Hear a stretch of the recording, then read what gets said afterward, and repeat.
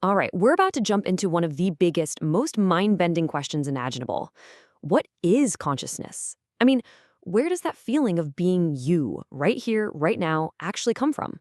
We're going to take a journey to the very edge of science and philosophy to explore this ultimate mystery. So let's just dive right into the deep end. This is the central question that has kept scientists, philosophers, and thinkers up at night for, well, forever. Is your brain a little factory, building your awareness from scratch? Or is it more like a sophisticated radio, tuning into a signal that's already out there, all around us? This is the core puzzle we're going to try and unpack. Okay, so let's start with the idea that most of us probably take for granted. It's the one that modern science is built on. The brain is the be-all and end-all of consciousness. It seems to make perfect sense, right? But it turns out there's another really powerful way to look at this whole thing. This whole debate really comes down to two main camps. On one side, you've got the production theory. That's kind of the standard scientific view. And on the other side, you have the filter theory, which suggests the brain's job is something completely different. Let's break them both down. The production theory is, pretty straightforward. It just seems obvious. A bump on the head can knock you out. A brain injury can completely change someone's personality. We know certain drugs can send our perception into another dimension. All these things seem to be screaming at us that, yep, the brain is the factory where our conscious experience is made. But now, for the alternative. And this is where it gets interesting.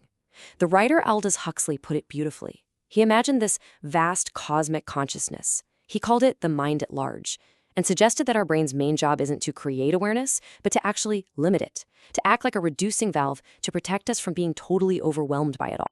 Some simple analogies really help make sense of this. Think about it. An air conditioner doesn't create cold. It just processes the air that's already there. A water faucet doesn't create water, it just controls the flow. In this view, the brain isn't the grand creator of consciousness. It's more like a receiver, a transmitter, just selecting and focusing what we need to survive. Okay, so we've got our two competing theories. Now, let's get a little more provocative.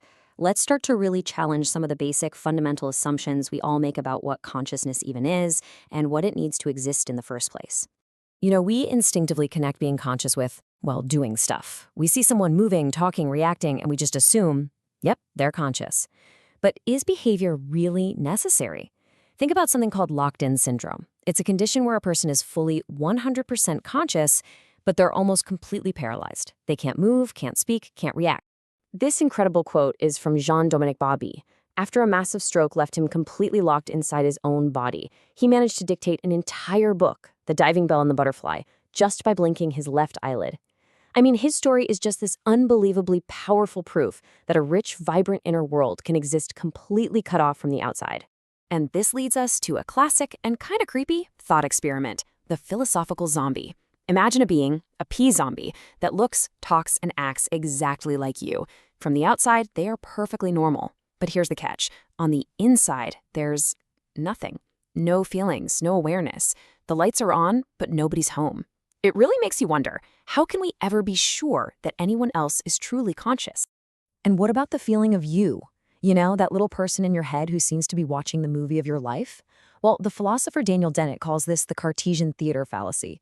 He argues that this little me is just an illusion. And think about it. In experiences like deep meditation, that sense of self can completely dissolve, but awareness can actually become more intense. It's like the show can go on even when the main character leaves the stage. Okay, so we've been questioning consciousness on a personal level. Now I want you to zoom out with me. I mean, way out. From the little 3-pound universe inside our skulls to the biggest thing we know, the entire observable universe. So get this. This all started with a simple, almost casual conversation between an astrophysicist and a neurosurgeon. They were just chatting and had this wild idea. What if we compared the network of neurons in the human brain to the cosmic web of galaxies in the universe? The results were absolutely staggering. The similarities they found are just jaw-dropping. Look at this. Both are made of about 75% passive stuff.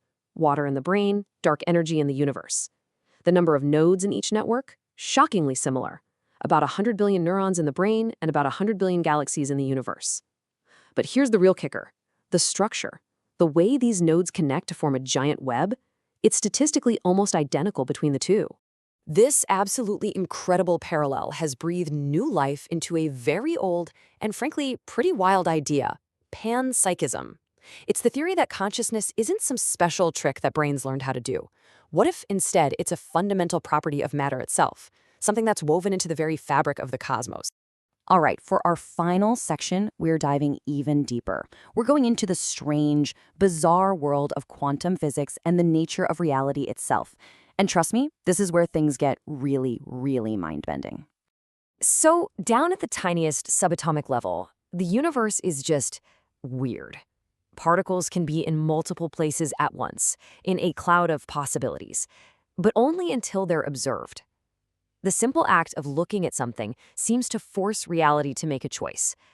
And that has led so many brilliant people to wonder, does consciousness itself play a role in creating the world we see?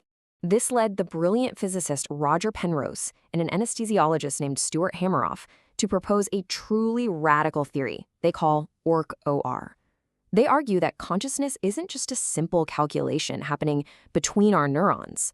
No, they say it's a quantum process happening deep inside them, in these tiny structures called microtubules. If they're right, our brains aren't just processing reality, they're tapping directly into the quantum code of the universe. The legendary physicist John Wheeler had this amazing way of putting it. It from bit. His idea was that, at the most fundamental level, the universe isn't really made of physical stuff. It's made of information. Every physical thing comes from a bit, a piece of pure information. But what's information without someone or something to interpret it? And that leaves us with one final awe-inspiring thought to ponder. If the universe really is this great cosmic network with a structure so similar to our own brains, and if reality itself is built from information that needs an observer to become real, then maybe, just maybe, we aren't just tiny, insignificant things living in the universe. Perhaps we are the universe's way of knowing itself. Health is the most precious gift. If this video helped you or someone you love, please like, subscribe, and share so more families can stay safe and healthy.